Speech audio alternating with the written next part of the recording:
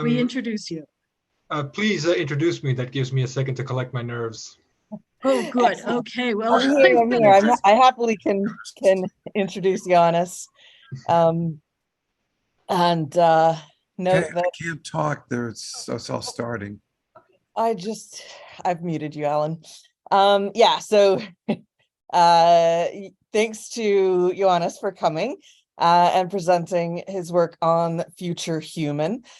Giannis was the winner of the 2022 New Media Writing Prize, so we're delighted to have him here this year to talk about his work and to even judge the prize this year, which gives me a chance to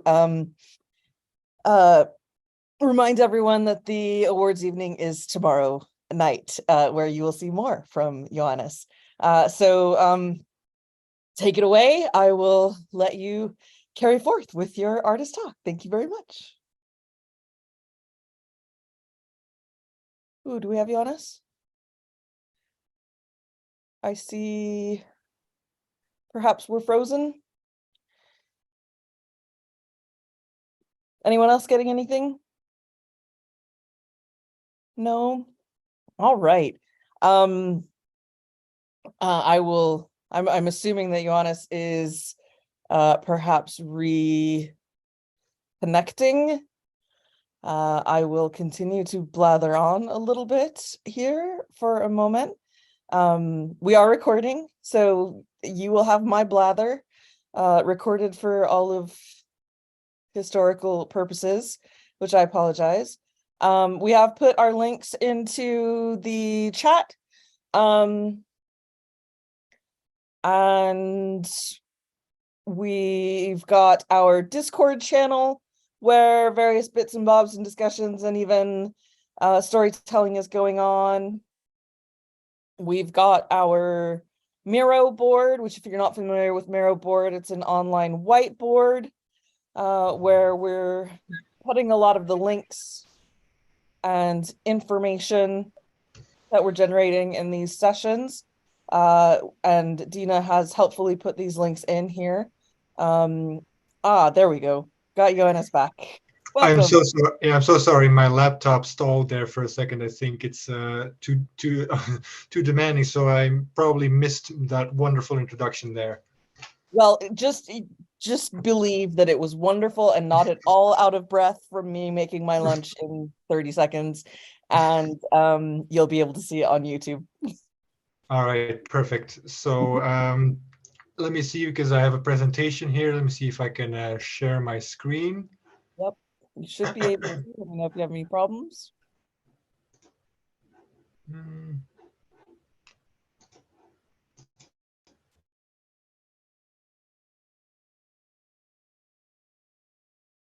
Yep, I can see that. That looks great.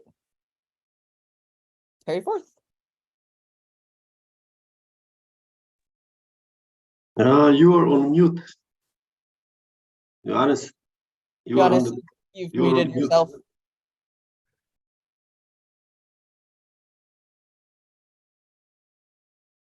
Nope, there you go. Okay, so it seems I can't share my screen and have audio at the same time, which is a great thing to find out exactly this second. If you want to pop your PowerPoint presentation over to me, I can share screen and you can talk over it maybe? Uh-oh, we've maybe lost Johannes again.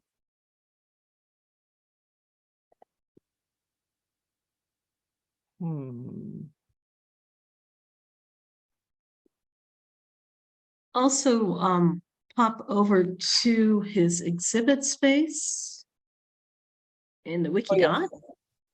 And with that, I can start reading what he's got here just for the hell of it. But basically what he'd like to do today is present a prototype of the game Future Human.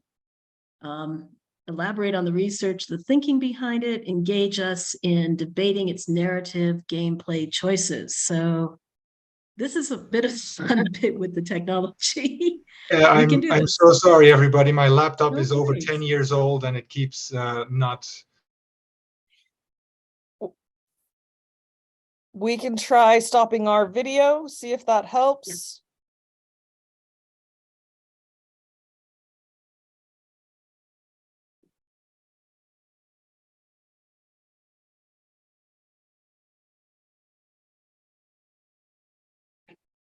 Yeah, I've stopped everyone's video here. Does that give you any more bandwidth?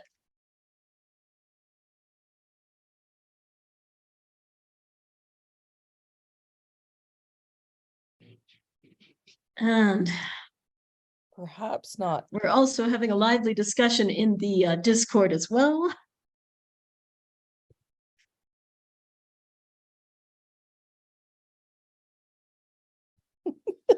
All right, so And Dina, you were saying you were introducing Johannes. I am indeed. quote. I'm simply just reading from the Future Human exhibit site, but to develop its global research profile, the University of Kent is engaged in 3 signature research themes that reflect ongoing research and innovation activities across disciplinary borders. One of these research teams is called Future Humans, which aims to create a broad and interdisciplinary understanding of the opportunities, limits, challenges, and risks of using science and technology to overcome the limits of our bodies and to restore and improve performance and function. And as part of Future Human, Johannes is working with a team of 4 researchers at the University of Kent to develop a public resource to stimulate both scientific and media literacy around the future of quantum computing, especially following the claim that quantum supremacy has been achieved. We're in the early stage, or they're in the early stages of developing a video game to instill a more critical sense of what this quantum supremacy entails, specifically the claim that it is inevitable and it is desirable for humanity, and to collectively liberate alternative and emancipatory technologies and practices. So this game that they're developing will take the form of an online text adventure that players can navigate to develop both scientific literacy about quantum computing, as well as media literacy about how competing discourses define, frame, and sell this technology. And hopefully, if we can't get it now, we can get it later, a prototype of this game to the Unconference and the research behind it. So, Just for those who were just admitted, we're only on audio at the moment because Johannes is having difficulty connecting, and Johannes is the guest speaker at the moment. So we're waiting for him to be able to connect in. Dina, do you want to perhaps share screen while we're waiting for Johannes to reconnect, and show Johannes's work in the exhibition space? this is Johannes's work in the exhibition space. And I personally love neurocracy. I've seen this. Are you guys seeing my screen at all? Yep. This is last year's New Media Writing Prize winner. Yes. And he's basically got this 2049 Omnipedia. And I'm going to accept all cookies because why not? But you get a featured article and then you get a mystery story within this. And I don't know, actually, this would be an interesting thing for Xteen to explore. What happens when you donate now? Who knows? But you get these beautiful pop-ups, and I can put this link also in the chat. So everybody, there is the exhibit space, and so I put that exhibit space link in here. So yeah, let's see where I'm all of these things are. But yeah, everybody has an exhibit space in the digital literature, and I am waiting for the announcements of the Bournemouth Prize to create that link as well. So we've got you on back. Oh, good. We're back on? So far so good. Let me see if I can now share my Okay, I will screen. stop sharing. Excellent. I do apologize, everybody. My laptop problem. hails from before World War I, so It was bound to happen. let me see.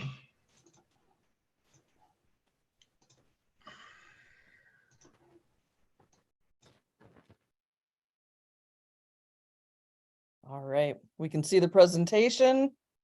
It has muted you again.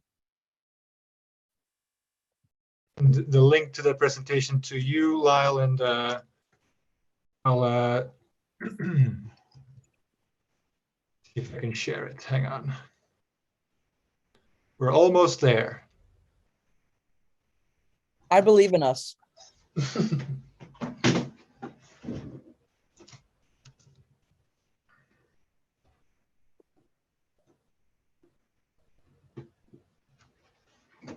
Where are you sending it? To your Bournemouth email address. Got it. Okay, it should be. You should have it in your inbox now, I hope. Indeed. All right, let me share screen.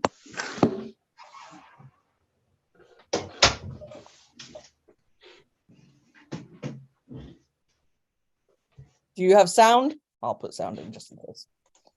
Yeah, there's two little videos in there, I think. All right. So, Whew. Thank you for your patience, everybody. all right, ready to go. Whew. So, hi, everybody, and thank you so much again for your patience and for being part of this Unconference artist talk on Future Human, which is a theme of a really cool academic project that I'm working on with some really cool people, some of whom are here with me today. And I'll be telling you more about it in this presentation. Slide, please. Let me first introduce myself. I'm Johannes Struijens, a game writer and narrative designer. That's me and my Schrodinger's cat right there. I'm best known for peaking early with the development of the sci-fi wiki game Neurocracy, which invites you to dive into the Wikipedia of the year 2049 and solve a murder by finding clues in the various articles. And it's because of that game that I got involved with this academic project. But before I delve deeper into that, allow me to play this little clip from a show called Futurama. Next slide, please. And it's a dead heat. They're checking the electron microscope, and the winner is number 3 in a quantum finish. No fair! You change the outcome by measuring it. Next slide, please. So yes, our project deals with quantum physics, and that was just one hilarious example of quantum physics being depicted in fiction. And while I have you all here, I want to ask you, can anyone think of other examples of fiction that includes quantum physics, like books, movies, games, TV shows, comics, anything goes?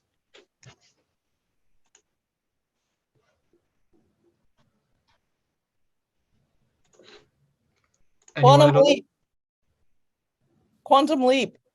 Quantum Leap is an excellent example. It's even in the title. And then did you feel like you learned something about quantum physics from that, or was it more included for entertainment purposes? I think it prompted a deep fascination with parallel worlds theory. That is indeed a very popular application of quantum physics in fiction, parallel universes, parallel worlds. Any other examples from anyone?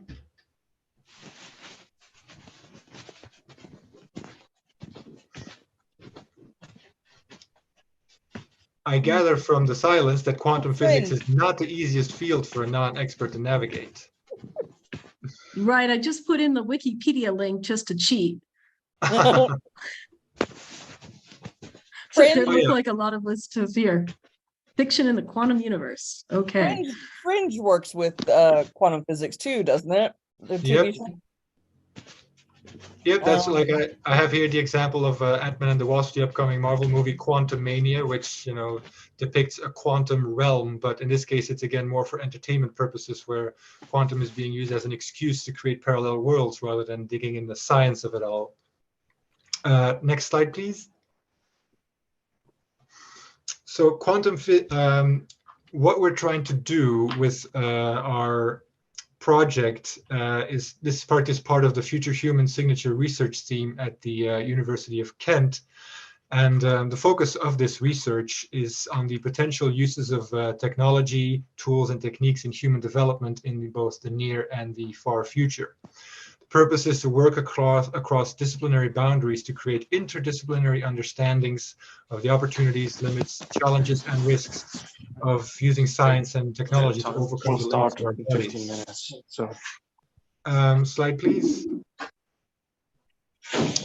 4 lecturers at the University of Kent came together to submit a proposal for this research team on quantum computation. They were interested in how Google and NASA scientists claimed in 2019 to have reached quantum supremacy. Their quantum computer had found solutions unachievable for any classical computer, even for the most powerful supercomputer. Slide.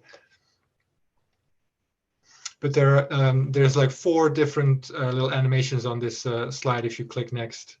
But there are many conflicting discourses, both in the scientific community and among the public, about what this quantum supremacy means and what it might achieve in the future, like a utopia, apocalypse, or something less dramatic.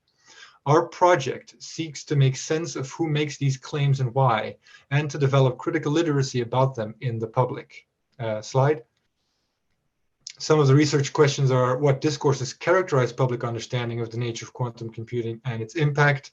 Who are the agents and actors that develop, propagate, and benefit from these discourses? And how can critical digital citizenship with respect to these discourses be developed? Slide. The initial plan from our 4 lecturers was to develop a choose-your-own-adventure game where you navigate a place to reach one of many possible endings. The use of games as an accessible method of education and engagement is an emerging topic within academia and beyond, since games afford the opportunity to fully explore and develop knowledge. Additionally, the interactivity and nonlinearity of games underscore several key concepts of quantum computing: superposition, interference, and measurement. It takes multiple playthroughs to experience all options presented to the player, and choosing one can eliminate all others during a single playthrough, not unlike quantum logic. So thankfully, our 4 academics graciously thought of neurocracy when they were trying to make this game, which is also couched in actual science and social politics, like hard science fiction. It makes sure that the science is accurate, unless the stories spin out from that, so it can also serve as an educational purpose. I suggested a similar approach, and ultimately we decided to create a text adventure set in the near future where a fictional tech company has monopolized the market for a quantum internet. Slide. QNet is designed to satirize tech companies that dominate specific markets to the detriment of consumers, such as Amazon, Google, and Microsoft. Casting QNet as an immoral monopoly for this game also opens up related themes of privatization, misinformation, mass surveillance, and neoliberal capitalism, all of which come into play when discussing a topic like quantum computing and its societal impacts. We chose quantum internet as the application of quantum computing because it maintains a degree of realism and technical accuracy while forming a locus to integrate on the 4 key discourses which the game intends to examine: corporate, scientific, political, and public discourses. Slide. The corporate discourses are more about what companies like Google, IBM, and others are saying, publishing landmark claims which are more marketing buzzwords than anything truly scientific. Slide.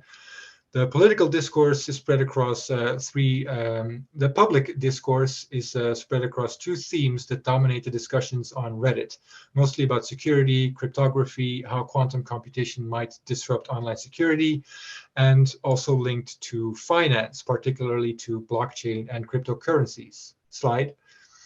And the political discourses, we have found a couple of themes that keep coming back, more about economic growth, defense, defending against cyber attacks and creating cyber power, and social benefits, broad but vague claims regarding widespread social change, and the potential to revolutionize everything from the way we travel to the way we shop. Slide. the idea that I came up with when I was contacted by our 4 lecturers was to create a text adventure played through the narrative device of a simulated corporate email client that the player can navigate. And then you progress the story by handling customer complaints and communicating with QNet colleagues and management. So as part of the fiction of this game, you would play on the role of a newly hired contractor at QNet tasked with processing customer complaints about their quantum internet subscriptions. The nature of these complaints will be based on our ongoing research into potential misconceptions and misuses of quantum computing, allowing us to directly communicate our research findings to the player while keeping them immersed in the fiction of the game. We have created a trailer for this game. That's the next slide, but I found that it doesn't really work there, so I'm just going to... Sorry, it does work. So that's the trailer that we have created on a very shoestring budget to communicate the concept of our game.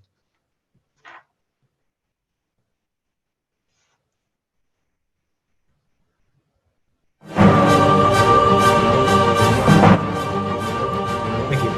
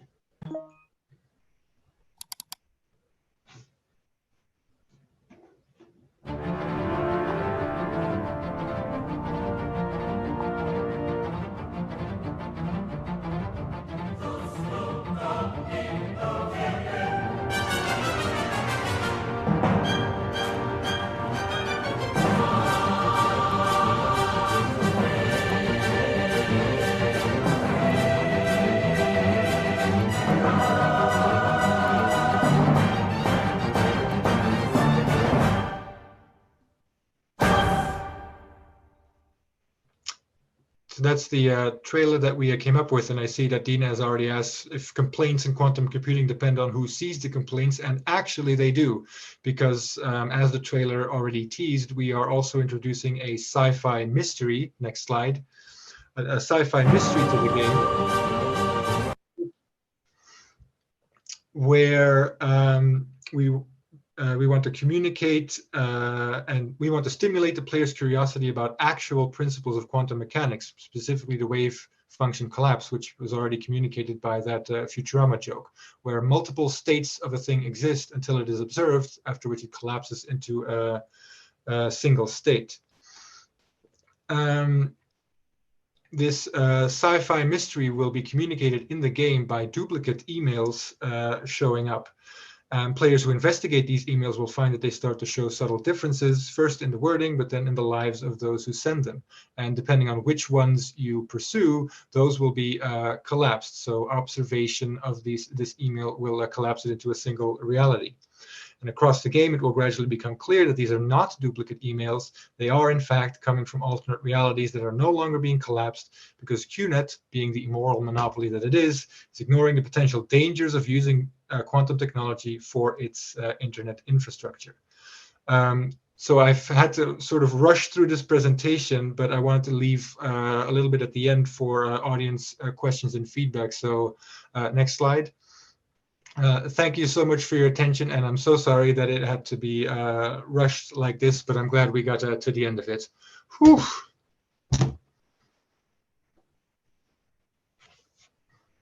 Thank you so much. I am also glad you got to the end of it. Not that you got to the end of it, but that you got to present it. Oh yeah, it all worked out in the end. So excuse me for rushing through it. But so if anybody has any questions or suggestions or things they would like to see in this game, please. I think we have like 5 minutes left. Can I ask what tool you're using to build it? We're going to use Twine as a freely accessible resource, and we're going to use all kinds of modifications to make it work, look, and function like an email client. There's a very similar existing piece of ELIT, which I don't know if you all explored this, but where you're a complaints handler at a company Do you know the work that I'm Is it- talking about? Is it called Grayscale? It might be. Yeah, but I'm not good with titles. that has a similar approach, but it's more about sexual practices in the workplace, and you having as a HR manager having to deal with that. Yeah, I think the sort of the email novel has taken various different iterations, but I like this, and then reflections of Severance as well. I don't know if you've seen the TV show where they're kind of widget crunchers.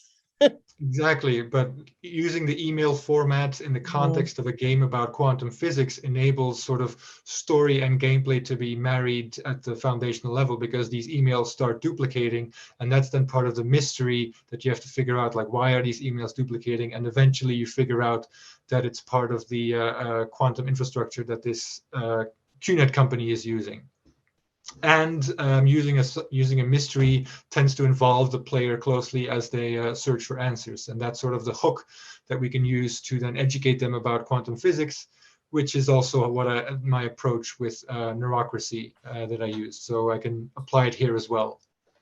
So how has your team integrated that science expertise with the sort of narrative design and game aspects that in communicating it? Well, that is an ongoing process. I think we actually have our resident quantum science expert here. I think maybe if they want to take this question, I'm not sure if they're still here. Bruno? I do see Bruno on the, there we go. Yes, yeah. I was trying to start on the video, but it says that I can't. Oops, we'll re-enable that. So, I mean, it was just to say hi as well. But so basically, I guess we've been doing this in different stages. So even the very early idea of introducing an element of interactivity in which the player. Oh, here we are. Hello. Greetings from the University of Kent. So as I was saying, I think it came into different stages. At the very beginning of the Future Human Centipede, we gathered up together and we discussed ideas from different perspectives. And so the whole point was that given some doubts that are present in the scientific community about the way that quantum physics and especially the impact of quantum technologies is presented to the public, how can we transfer this into an effective way of learning, basically, for people that are non-expert? So I guess we are proceeding, as I was saying, in different levels. And at the moment, we are, I think Johannes already summarized the main point, which is to have in the way the game is developed, some simple and fundamental and yet very important ideas that are about the collapsatory function. So meaning, in a sense, trying to reflect about the way our thought processes themselves can understand something which seems complex for the real world, for objects, but that we have an intuitive understanding of because we can think about it in terms of a story that we can experience. So I don't know if that answers fully the question, but at the moment, as you know, we are in a prototype level. So even in terms of implementation where the physics and the maths are taking part into a game, we are at the prototype stage, and we are also here to collect ideas and what people might think that it could be easier to grasp with respect to their common knowledge or what they might already know about quantum physics from general knowledge. Great. Alan, did you have a question? Yeah, I wonder if you're taking into account hacking, because hacking would be extraordinarily interesting, I think, because you would have multiple chains that might proceed out of one email. And it'd be interesting to see how a contradiction would work in that situation also. Yes, that is definitely a theme that comes back, especially in the public discourses that we are researching. Crypto and security. Cybersecurity is a theme that comes back, and whether quantum computing will enable all existing cryptography to be broken. And that is a theme that has recurred So that's where we'll be implementing it in the game as well in different ways.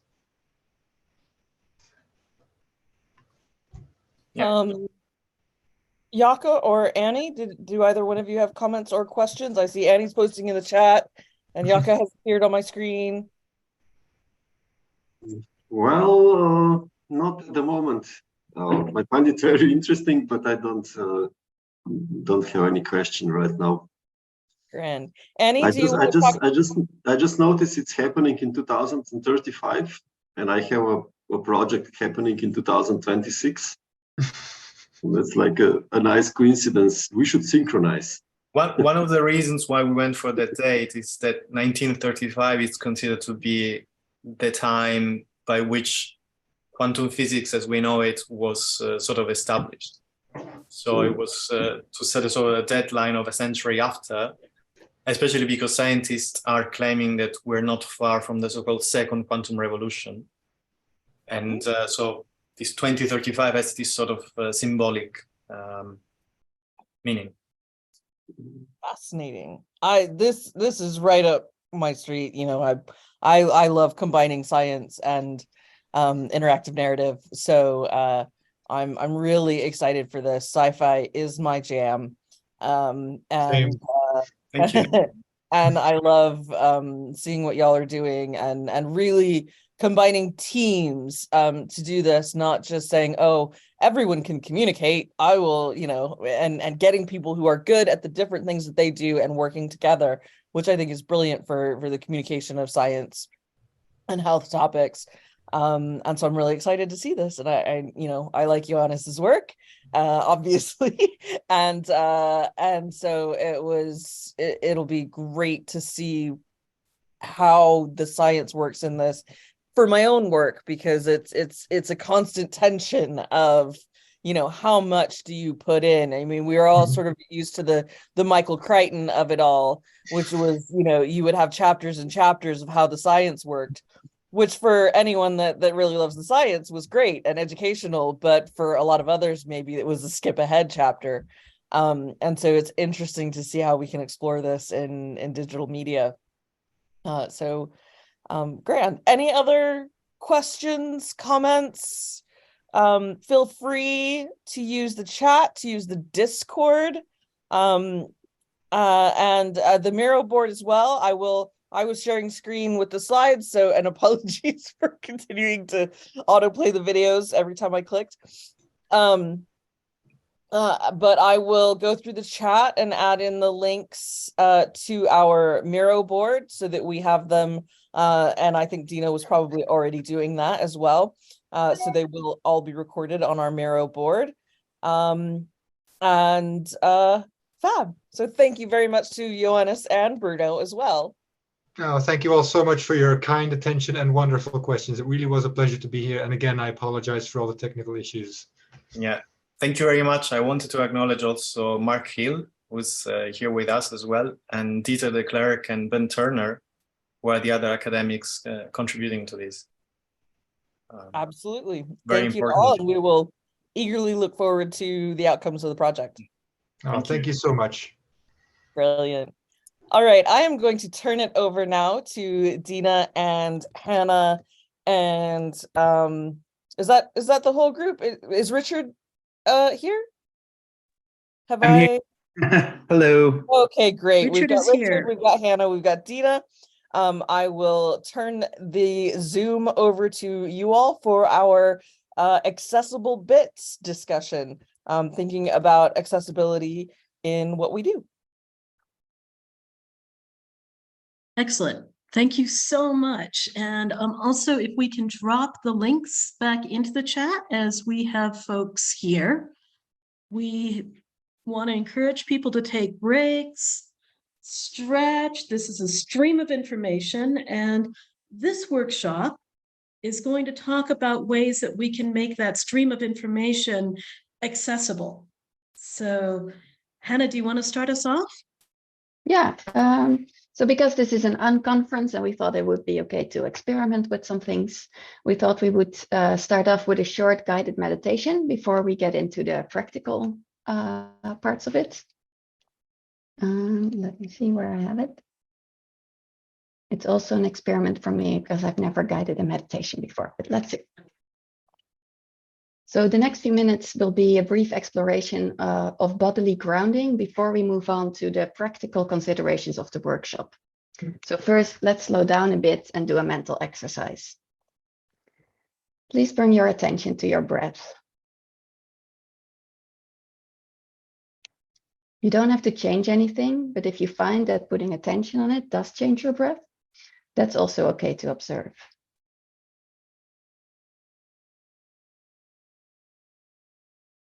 Take a moment to notice, where do you feel your breath?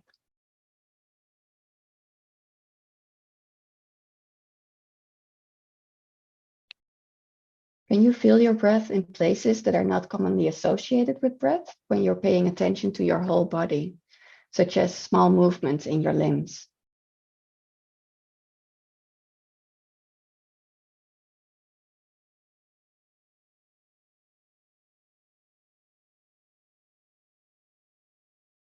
Any part of your bodily experience can influence your total bodily experience.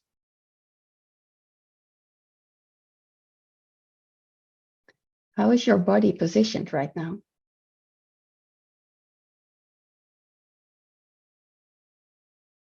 There is no need to judge. Just notice how this influences the way you are present today.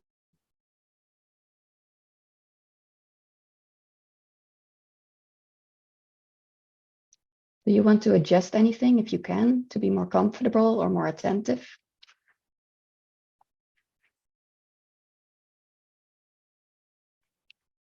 Imagine your body when you are researching or writing electronic literature. What parts of your body do you use?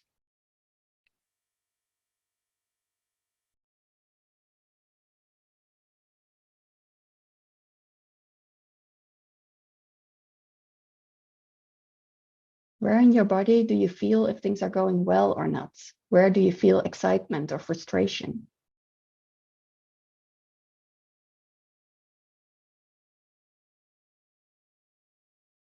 What sensory and physical needs do you have when working?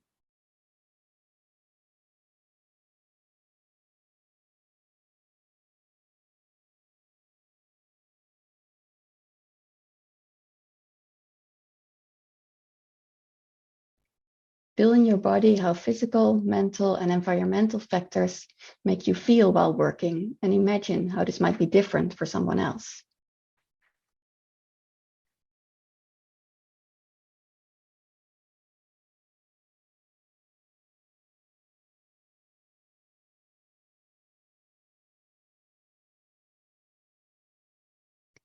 Take a memory of reading a work of electronic literature. Which part of your bodies do you use? Which senses were called upon?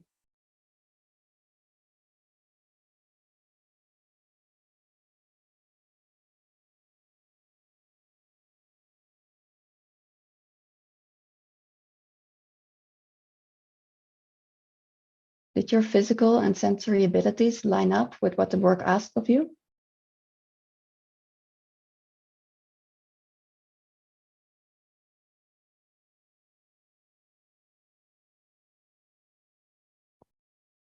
Imagine how this might be different for someone else.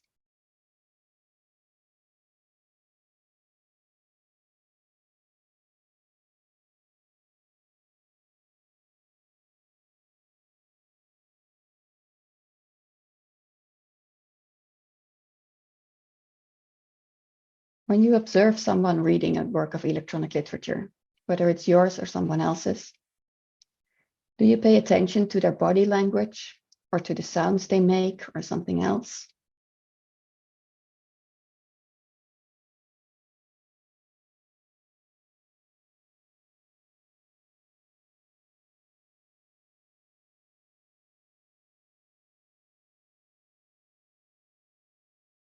Do you interpret how they feel about the work?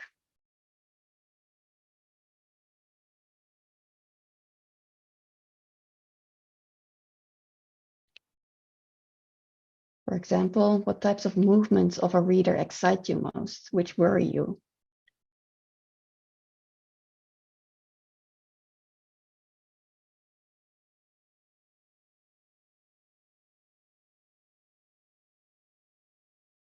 imagine the ways you might be misinterpreting their bodily signifiers.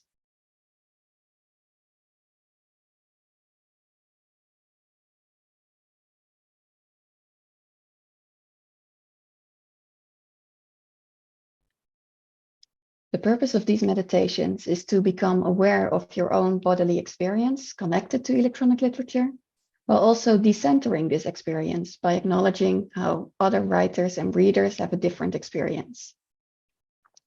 And how to accommodate for these experiences is what we'll be working on today. That was the start.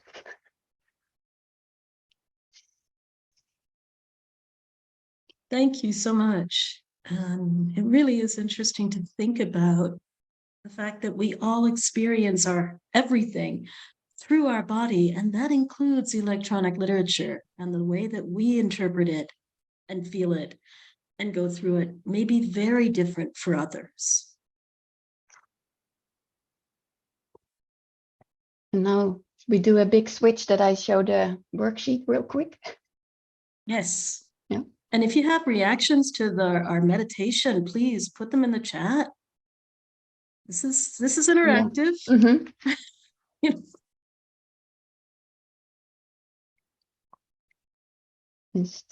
Mm-hmm. At an unconference, are you able to share your screen, Hannah? I think so. Excellent. See. There we go. Yep. What do you see We've right got now? the schedule up. We see the Okay, schedule. good. Mm-hmm. I'll And we go back see to a the beginning. breakout. So we made 2 worksheets, and I have one up right now, but there's 2 versions depending on how much we want to break the rooms up. But after some different introductions, we will each go into breakout rooms. Sorry, we'll go into breakout rooms to discuss different modalities. So you can go to, for example, the audiovisual room, more the text and navigation and reading strategies, and to the metadata. Depending on what type of modalities you are used to working with and what you have the most questions about or ideas about on how to make it more accessible. And I have put several questions in each breakout room as prompts. But of course, if you have other ideas about it that do not follow these questions, you can still write it down, because the idea is that you will have a discussion with the people in your group while also capturing that discussion inside this worksheet that I will share in the chat later. And as you already saw, we also put the schedule underneath it for asynchronous collaboration, because accessibility is something that really spans all works of electronic literature. So it might be very relevant, or you might have ideas about it while going through the rest of the unconference. So this is a way for you to, for the rest of the day and tomorrow, to write your ideas in the corresponding sections. For example, when we had the artist talk today, Dina wrote a couple of things in the chat that I have copied into it to start you off with these types of notes. And I do want to say that we're all here to learn further. We're not here to judge anyone. So if you have an accessibility question about the work that's being discussed and you put it in there, it's not to say like, oh, look, this author is doing something wrong at all. We are all learning all the time. So there are more things that pop up once you have this specific perspective on it. So I think I can stop sharing here.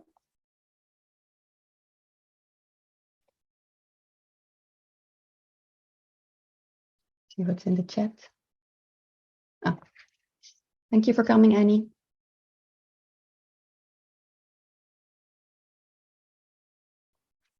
And we have about 18 folks, and we'd like to have about 3 to 4 people per room. But we also want to talk a little bit in this introduction about the principles, the basic principles for accessibility. And we also want to hear from Richard, who's going to talk about some issues that concern us all on metadata and the accessible print products. Do you want to do the pour, Hannah? Yes, I'll Okay.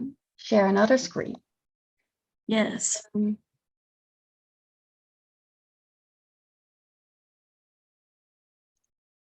And What do you see right now? perceivable, operable, Okay, good. understandable, Mhm. robust. And when I put my notes up now, then you don't see the notes? Okay. No, Okay, we good. don't see your Then you notes. have to, then if you have the slide, that's good. We just have the slide. Yes. Great. So these are the poor accessibility principles, and these are used by the Web Content Accessibility Guidelines, or WCAG for short. And I can put the link to those in the chat. Yes, please do. If I can find the chat still. No. And I have a link in here in the poor principles. Well, you know, I will send the link right after the presentation because I think something's, oh no, wait, it's over there. I'm Sounds sorry. good. I have 3 screens right now, so I'm a bit lost. Yeah, I can get this up as well. However, the thing about WCAG is that it's not really meant for your first introduction into web accessibility because there's just a lot of stuff there, which is also why we're working on accessible bits. So to sort of tailor it towards electronic literature authors, but this is a full overview, these principles. And one of the things that people are often afraid of with digital accessibility is that, well, a new platform or software or something will come along, and then we will have to rewrite everything. And of course, there are some changes that need updating for guidelines. However, because WCAG is based on the principles of POUR, these principles remain the same, and it's just a matter of implementing those in different ways on different platforms. So it's good to, first of all, understand the principles behind it. So we have perceivable, operable, understandable, and robust. Oh, yeah. So perceivability. Users with different disabilities need to be able to perceive your content, because if they cannot perceive the work, then it can be the greatest work that you've ever made. But if people cannot perceive it, it doesn't really matter what it is. So this means that we have to make it perceivable for different senses without losing meaning. And questions we can ask here is, what are the essential elements in your electronic literature piece? And what meaning do these convey? And how can someone who cannot perceive that original media still perceive your meaning by providing accessibility? Then operability refers to the interactions between user and the content. So in electronic literature, we can ask, how do you want readers to interact with your work? So is it hovering with a mouse? Can you use keyboard focus to navigate through it? Is there a touch screen? Is there VR? When there is VR, how do you interact with the work? Is it through looking in certain directions to prompt something, or do you also have something in your hands? So understanding it on that level. And what are other barriers that might prevent a reader from accessing content? And we'll see later that operability is generally the key to accessibility solutions, because if you can interact with it in different ways, then you can modify it to be more accessible. And how can you use operability to guide towards an intended literary effect in the case of electronic literature?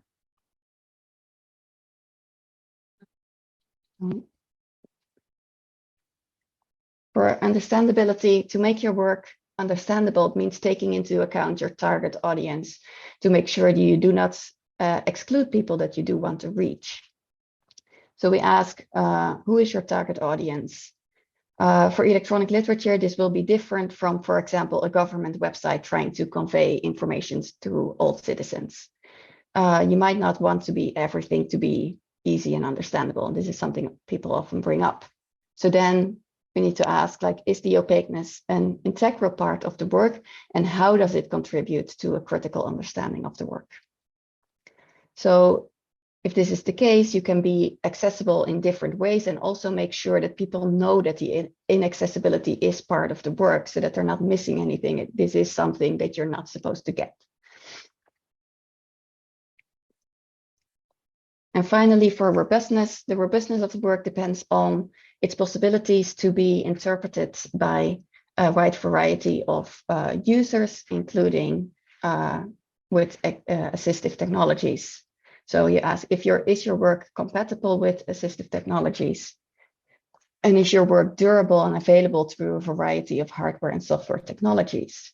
Now we're going to talk about our work in progress accessible bits, but this is the third in a series. There's also already asset-free bits and born-again bits that focus on making works, extending the lives of the works of electronic literature and bringing them back after they've gone away to, for example, technological obsolescence. And especially in the robustness phase, those resources, but they're not focused on accessibility, but their principles to do that will make your work more robust as well. So this is something that's about works of electronic literature directly, but of course, in electronic literature, we have a great practice of databases and collections and libraries that also deal with the metadata of all of these creative works, and Richard is going to say something about that. Everyone, I'm Richard. I'm the Associate Director of the Electronic Literature Lab and the Metadata Specialist for ELOs NEXT. So we've been working on an accessible approach to accessibility metadata for the NEXT, and we're trying to look as broadly as possible about what this would look like. So in October of last year, we worked at Triangle SCI in North Carolina to develop an approach to metadata for better accessibility.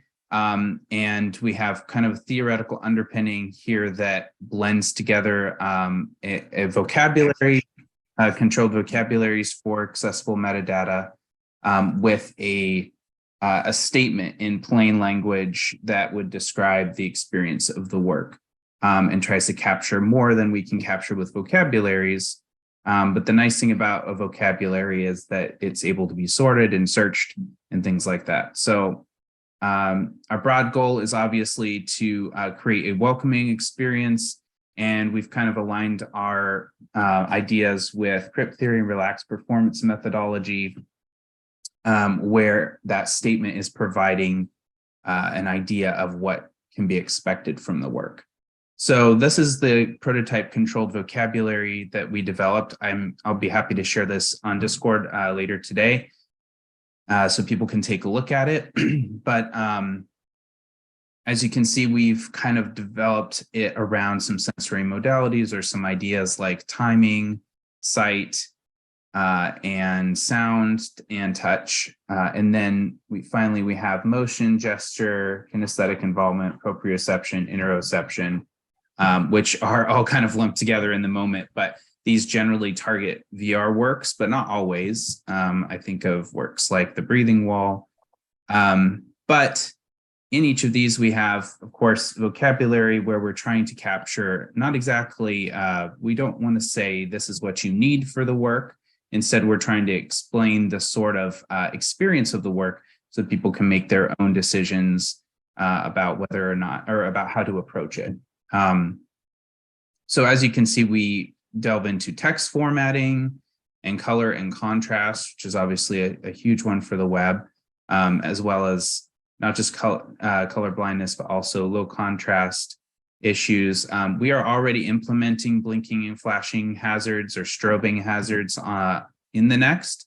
So we already have some of that live, where certain works our warning, give a content warning essentially, and that we also have sound and touch, and we tried to make these as disconnected from a requirement as possible, and instead talking about what the sort of standard method of entry is, so that people can decide how to approach that. And yeah, it's similar for haptics and motion, etc. So I'll be happy to share my prototype of that in the chat in a moment, and then I'll get our official place for this updated later today and send you the link there. But for everyone at this party is dead, we obviously don't have this accessibility metadata over here. This is where we began with accessible metadata. But I'm going to show you the prototype that we developed to give you an idea of what that will look like. And so we will be using this, we will be using these categories that I just explained with those controlled vocabularies, and that's for searchability and also for discovery and things like that. If you're looking for something that has, if you're looking at this and you want to see more about one of these or what to expect, we have this experience of the work section that we've been kind of working with. And so the idea is that it will be a sort of narrative description that goes into more detail at times about what to expect from the work. And it provides something pretty different than the controlled vocabulary. So we're really looking at this partnership between something that's searchable and sortable, and then this sort of almost more narrative description, like something you would find in a relaxed performance pamphlet. So that's the current approach we're taking at the Next and then we're currently trying to get funding secured so that we can start implementing this for a select number of works and giving it a try. So that's kind of where we're at. And we've learned a lot along the way, but I think this kind of paired approach has seemed to work pretty well so far, in theory. So thank you.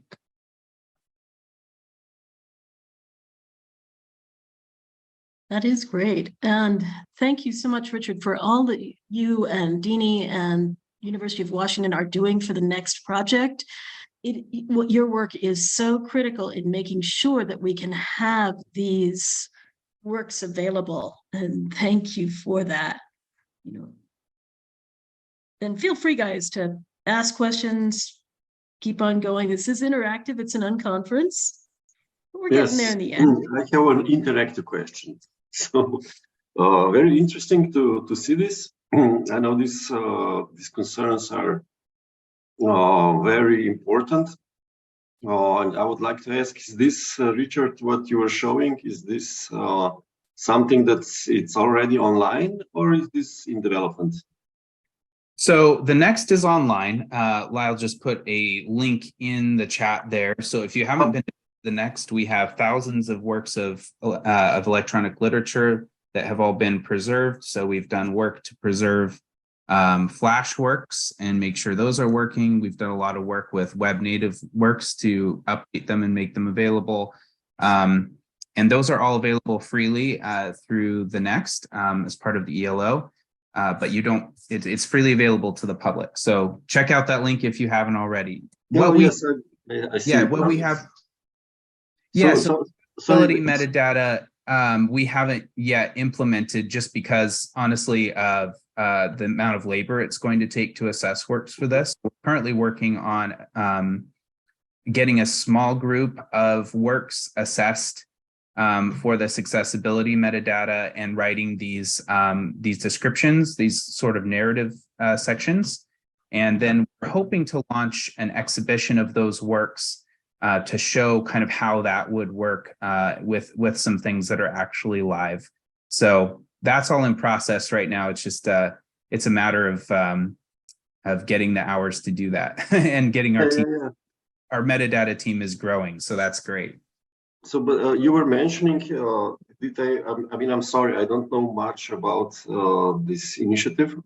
So perhaps I'm asking something that's obvious to everybody else. Did I understand you correctly that you're also rhetoric works that are obsolete, or did I misunderstood you? Because you were mentioning Flash and stuff. Yeah, so in the next, we have all of our works are undergoing preservation. And so we have hundreds, I think 700 or 800 Flash works that have been preserved and are now available on the next that were obsolete or had gone defunct because of the end of Flash. So we've been working to preserve those. And we see preservation as tied very directly to accessibility to continue to ensure that works are available in the future and available for as many people as possible. Okay, thank you. So what with Flash are you using this JavaScript library that makes it alive again, or any other approach? We use two approaches, ruffle.js, which I think is what you're referring to, and Conifer. And Conifer is essentially a browser, an emulator in a virtual browser.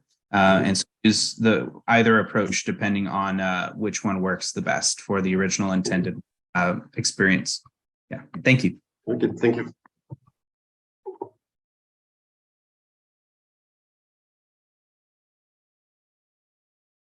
Dina, do you want to introduce accessible bits?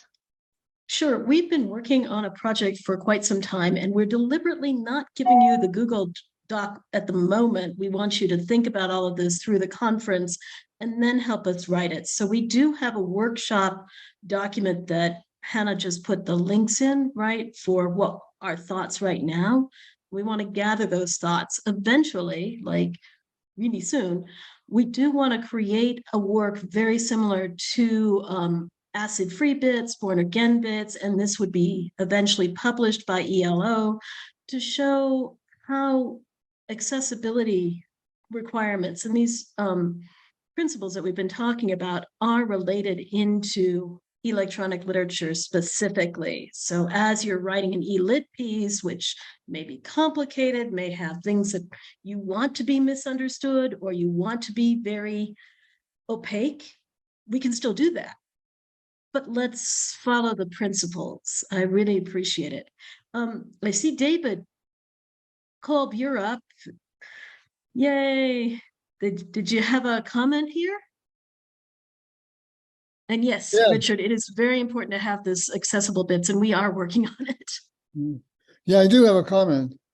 I'm wondering about, is there technological things that have to be done to help people with various altered sensibilities to get at some of these works?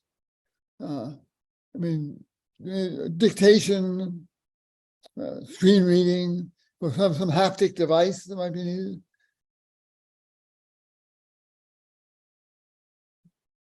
Yeah, and the dictation and the reading and the haptic devices are all really important, and it would be good to have those types of tools.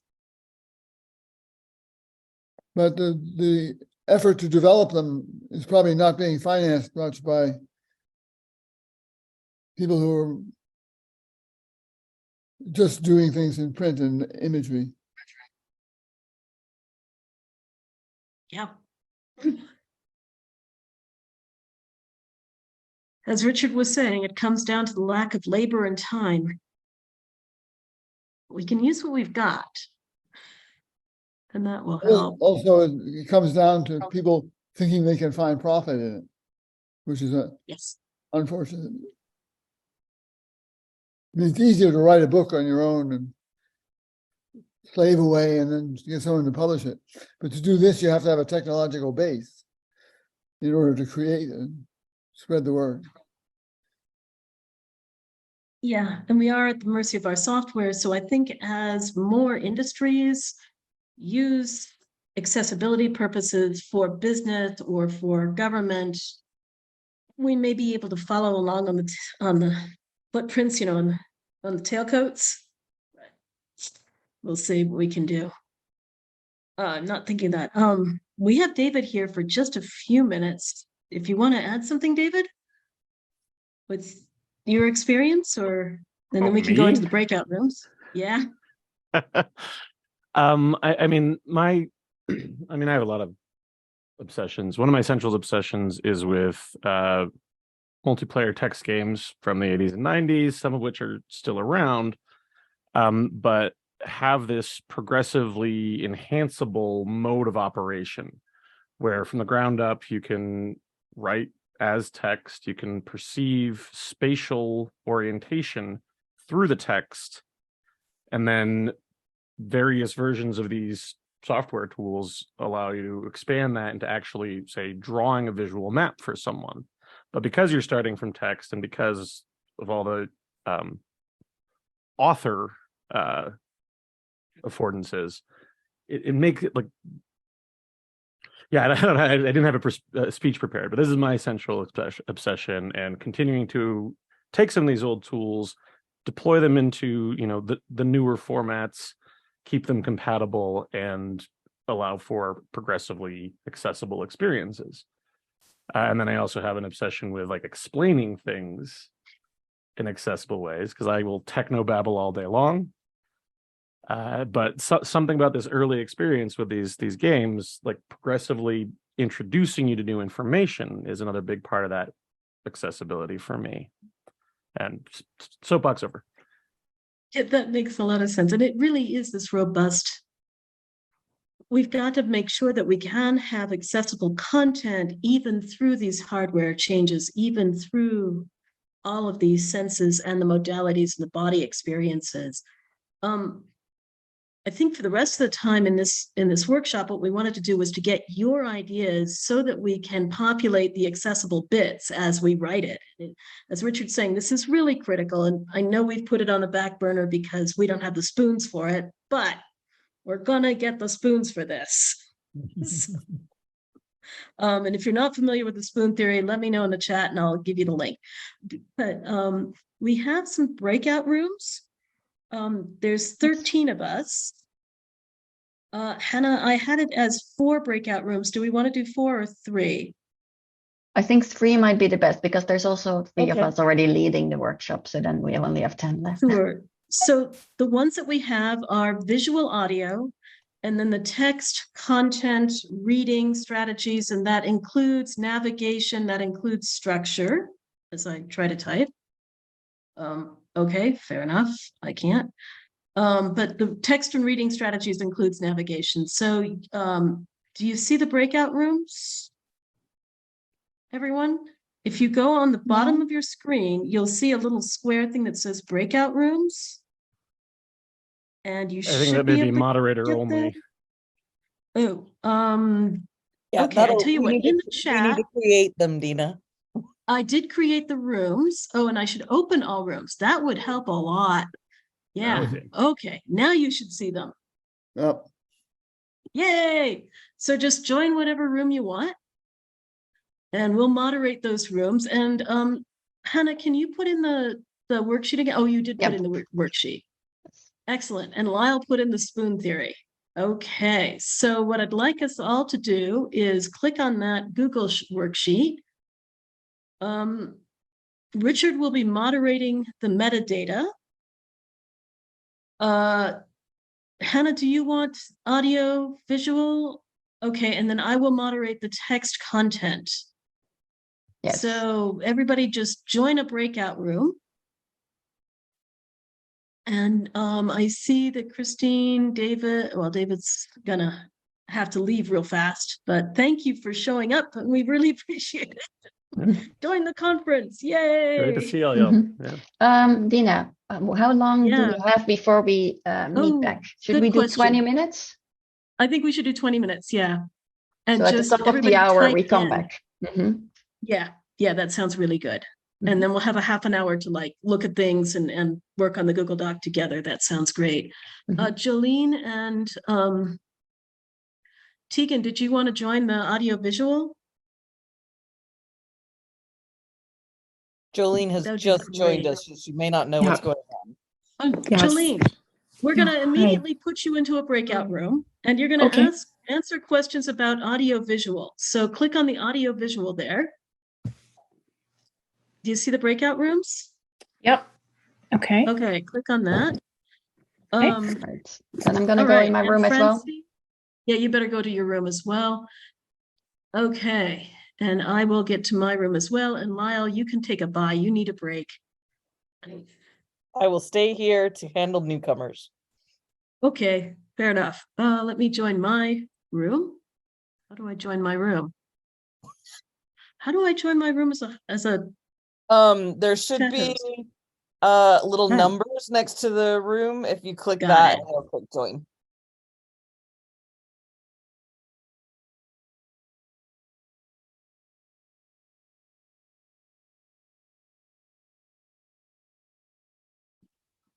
Okay.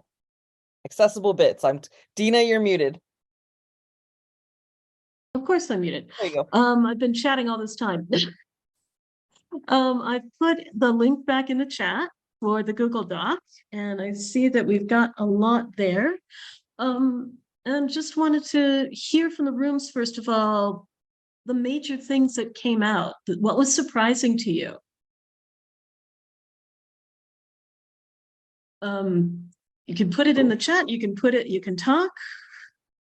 This is kind of to come back together again and say, oh, what did we notice?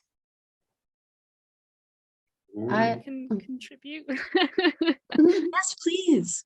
I was just talking about how, as somebody who doesn't have sort of any issues with interacting with the internet or isn't sort of is able-bodied, it hadn't struck me.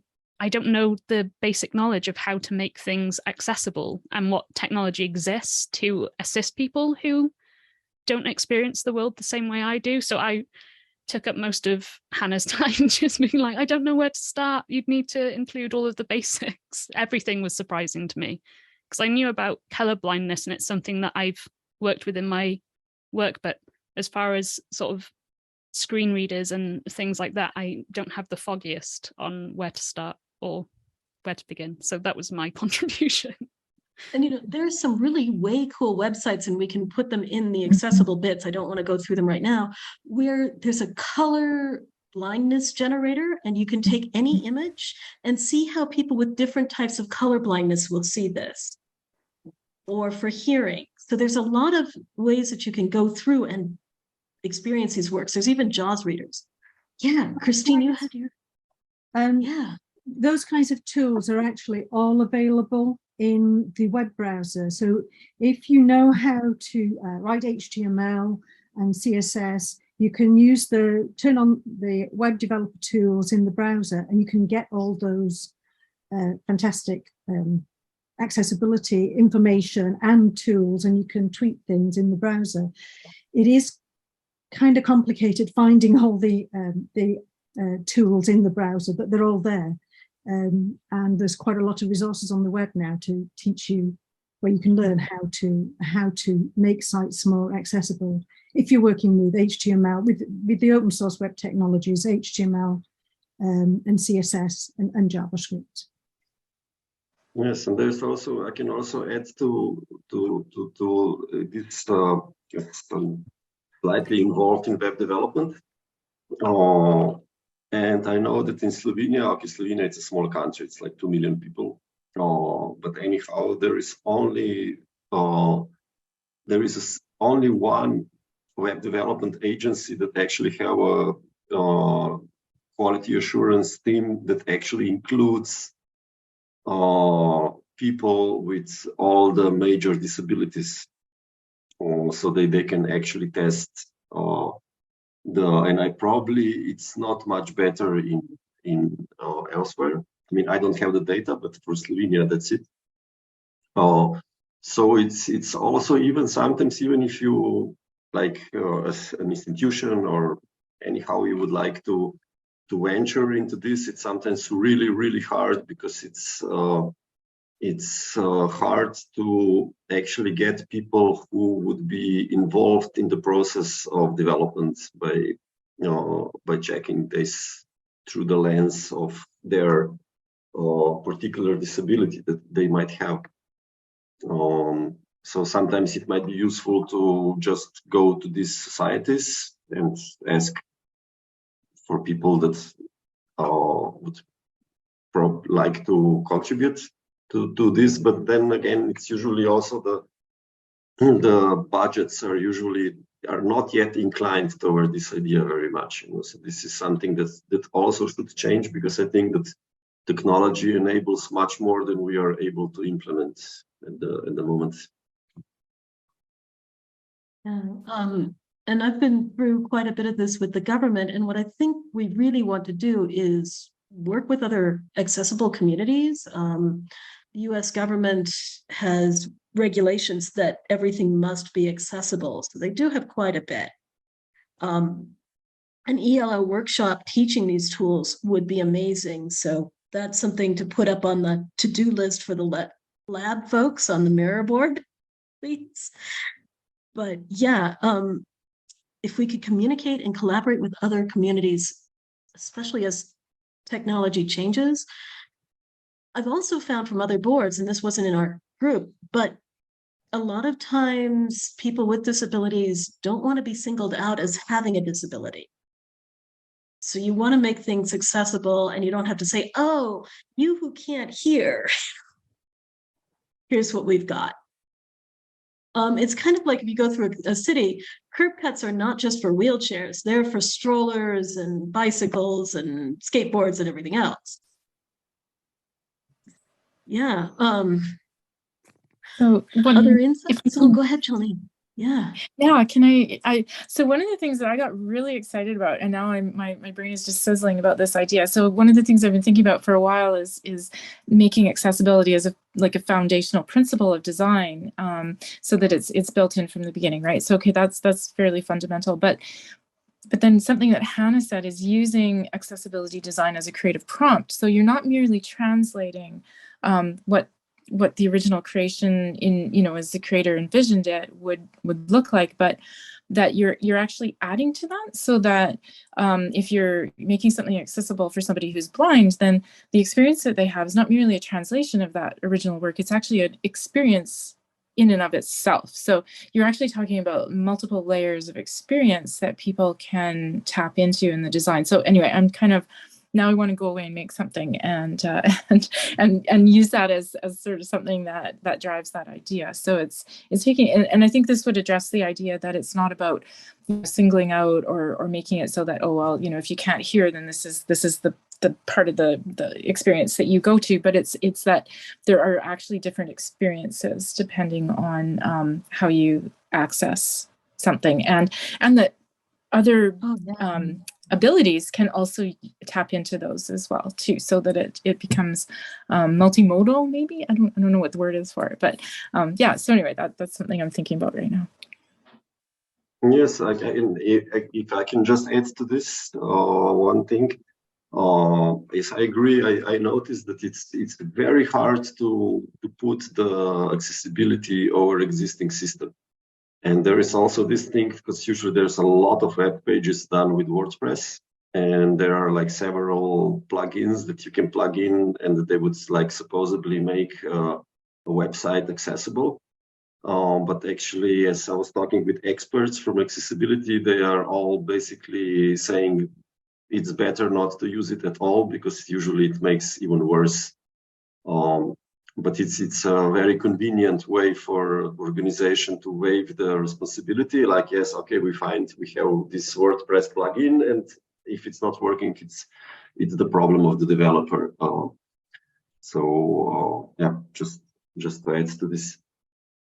That's a very good point to bring up, because there are more and more of these plugins, or add one line of AI and then suddenly your website is accessible, and they just never work. Somehow they do get a lot of grant money because it's so cool, because it would be so nice if we didn't have to think about it anymore. But so far, don't trust them at all. Yeah, and there's so many different. Oh yeah. Yeah, sorry. And I also wanted to add on to it that I'm really glad that all of these evaluator tools exist, but also there you need to, these tools exist to find specific problems, and they do not find all the problems. And my experience is that developers really like the idea, not all developers, that developers really like the idea, like, oh, well, if my evaluation tool says there's no accessibility problems, then I'm done. But there is always things that you need to check manually, because the tool doesn't pick up on it. And there will be those that you don't actually expect either. I before I got hyperacusis, I would have never have thought, oh, okay, sound can actually hurt someone. So need to always have a mute button or yeah. Some of these things, you kind of have to experience yourselves. One of the challenges that I like to do and hotels and things is to ask the hotel manager to use my wheelchair to get around their hotel. And like we were talking about earlier, you can like say, okay, I want to get through this work and I'm not going to look, or I'm not going to hear, or I've got balance issues. I'm not going to, like a VR work, I can't actually go into because I will get ill. How can I experience what you've got in VR and get that same idea if I can't do a first-person shooter because I'll get too dizzy? There's all these different access. But Hannah, and Richard, we've got about 17 minutes left. One of the things we were going to talk about is next steps. It sounds like we've got a great idea already for the ELO workshop teaching these tools. We could even do an unconference on accessibility and invite a lot of other agencies, folks, because we are not the only group dealing with this. Oh, Lee, you had a question. No, What else can we just do? an agreement. Yeah, sounds good to me to have a whole. There's definitely could be more programs on this topic, tools and things like that. I'm going to touch on some of these ideas in my workshop coming up in a little bit, but it's something I'm really interested in learning more about and implementing in various ways too. Yeah. And we might be able to put together a grant for that type of conference. If we reach out to folks who are in this community, or at least say, hey, we want to do this conference, and put it on. I mean, I've got my own Zoom channel. I can put on a chat on a conference if we need to do it that way. Deena, I think one thing that's interesting about ELIT is that we often have a lot of people creating these experiences in teams of 2 or 3, but so often by themselves. Whereas, and so I think that's a kind of interesting thing that we can explore specifically in the ELO is how do you approach accessibility for works when you might be a single creator versus a team of 10 or 20 or 100 people developing something and using institutional resources or private sector resources, because that's been a question I think that has persisted in a number of ways. People working with limited resources by themselves often, or with one other person. So. Oh, exactly. Yeah, and I'm putting that into the collaborative kind of as a second part, but how do you approach accessibility from an ELIT point of view as a single creator using the existing hardware software, or worse yet, using the previous software as you're doing the born again bits, with Christine's Flashworks and all of this. And how do we have that accessibility when we want to create something and we don't have the resources? I think we were talking about this in our secret room before. And I think we sort of came up with this idea that also sometimes work can be, it's very hard to go into the works. And that would be also, it can be very touchy from the point of the authorship, actually. But it's very possible to make narrative works out of it, like the cinema for the blind, or movies for the blind people.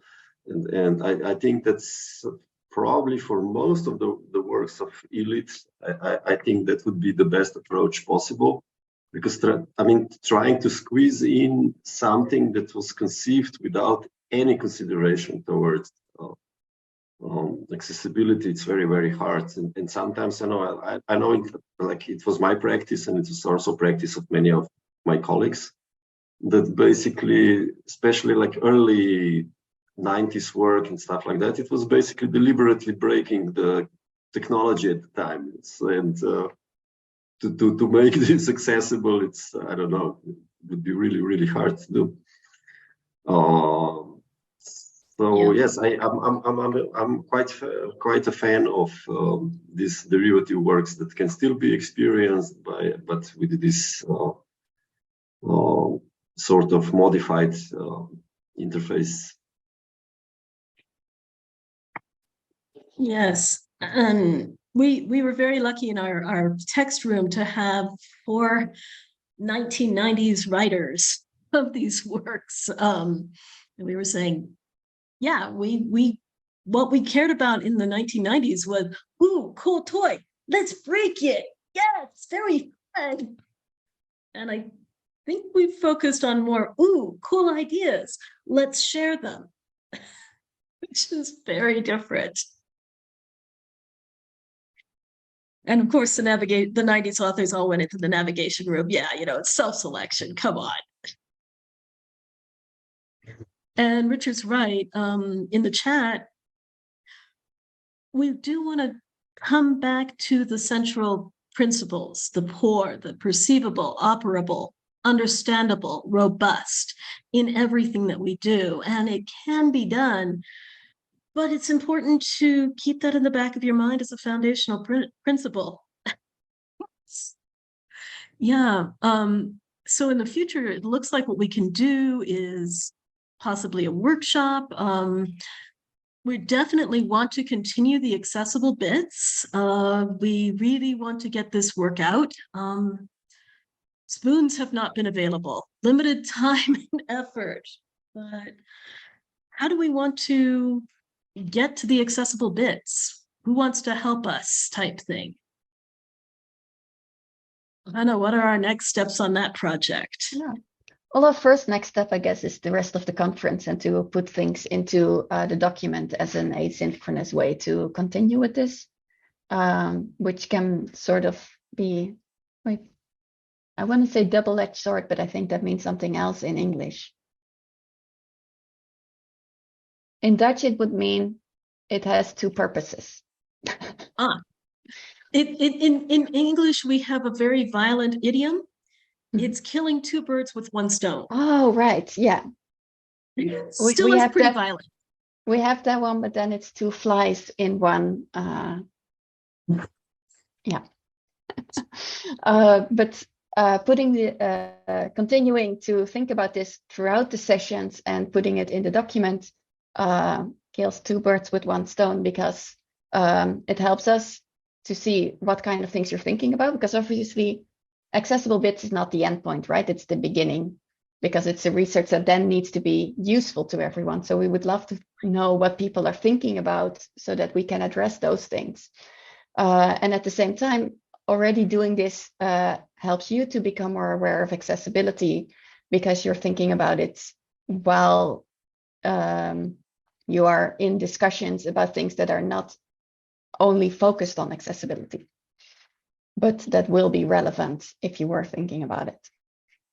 So we're not gonna break into each session and say, but what about the accessibility? But you can put it into the document to continue this. The good news is I think that we have a lot of people in the ELO who work in a variety of ways, you know, with any number of digital technologies. So I think it's a really great community to kind of talk about this problem, this question, because we do have such a variety of experiences across a span of time. People working right now with the web, people working with, you know, games, other kinds of ELIT. So yeah, maybe what we could do is in this conference, please keep your comments in this document and keep this document open, and also put them in the Miro, wherever we will gather them, especially for accessibility, and then get together, take these, see what we've got for the accessible bits document itself. We can share that, but then maybe before even really launching the beta version, we could combine that with a workshop. Mm-hmm. And say, here's what we've got on the accessible bits. here it is in a workshop for these principles. What do we need to add? Yeah. Yeah. And we've Although got I Mark will here. say if we're gonna explain all of the things that are in the document, then it's not one workshop, then it's already Well, maybe gotta be maybe several it's a days. conference. Mhm. Yeah, maybe it's a conference, and that conference should add people from the disability community, from other accessibility communities, because there are so many resources out there. We've got Mark here, who can't probably speak for the board. And Lyle and Christine, I think other folks are on the board, are in ELO on the, nope. Okay, so we will just have to get a proposal for the board, I guess, somehow, to do an unconference on accessibility. I think that's good. What other next steps can we do? What else? And where can we go with this? Richard's typing furiously away. I love this camera location. It's like, I don't know what the deal is with this, but Dell has got to get it together. I don't know why they put the camera right in front of my fingers, but what I was saying was if you have ideas about the next in accessibility metadata from what I briefly showed today, feel free to reach out and offer suggestions, or if your work is featured in the next, and you have ideas for how you'd like to approach that narrative statement or want to work with us on anything like that, feel free to reach out anytime. Well, actually, Richard, Brian Kelly, my wonderful pet friend coder, is helping me to create a more accessible version of the Kanji-ku JavaScript that you guys did. Thank you so much for that. And I'm working on about 3 other projects at the moment with that Kanji-ku script, but I'm realizing, ooh, it's not really accessible because it requires mouse ups. So maybe I could get with you with your students, maybe, and we could see if we could make that script accessible, because one of the things we were thinking about in an earlier workshop, in the first workshop, is we'd love to have a list of tools that anybody can go to, grab that code and use it. Yeah. So, Great idea. Yeah. I will run that by Dene and see what she thinks, but I think that sounds like a really cool, and we've already worked with the Kanji-kus, so I think that would be really cool. Yeah, you are so sweet. And I was saying, oh, I've got all this wonderful code. I'll just work with 3 other kids to create something. And then we're realizing, oh, wait a minute, it's not that accessible. Yeah. But I think that process can be really valuable for all of us to hear about. And I think as more people take that approach and start to think about it, thinking about it, I can't remember if it was Lee or Yaka in my group who said it, but I thought it was brilliant. Just thinking about it is a great start. That gets us considering that, and then we're starting to ask different questions. And that's, personally, I find that an interesting part of the creative process, to be thinking about accessibility while creating a work. Definitely. And it's just thinking about it is important, and getting these tools that people can use is so important. And if we just had that toolbox, and maybe what we could do with that workshop is actually a hackathon, would be way cool as well, to get coders involved. And that workshop could really help us get an outreach for electronic literature, talking about killing 100 flies with one swatter. Yeah, so, for sure. Yeah. We got to get a new metaphor. We do. Metaphor, because it's like, we're not killing them, we're trying to grow them. 2 trees from 1 seed. 2 trees from 1 seed. That's much better. Yes. Or even better, like 100 houseplants from 1 cutting. So it's like, we've got the stem, we can do this, and this will be way cool.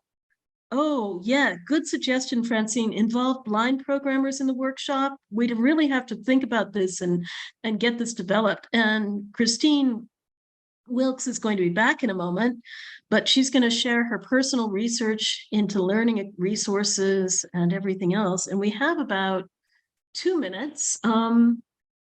Any massive last thoughts here? I think if we have 2 minutes, then we should be walking around a bit, or we should be walking around and or we should looking stretch away and from the close our screen or arms. whatever your body needs right now. Yes, good plan. We should end with the bodily embodiment here. So, oh, good plan. Stretch, and as Richard types, or Richard. It's okay. Yeah. Oh. No, I'm typing is movement, right? Thanks to- Typing is movement. Yeah, of course. It works out really well. Oh, yes. So we have Christine next. And again,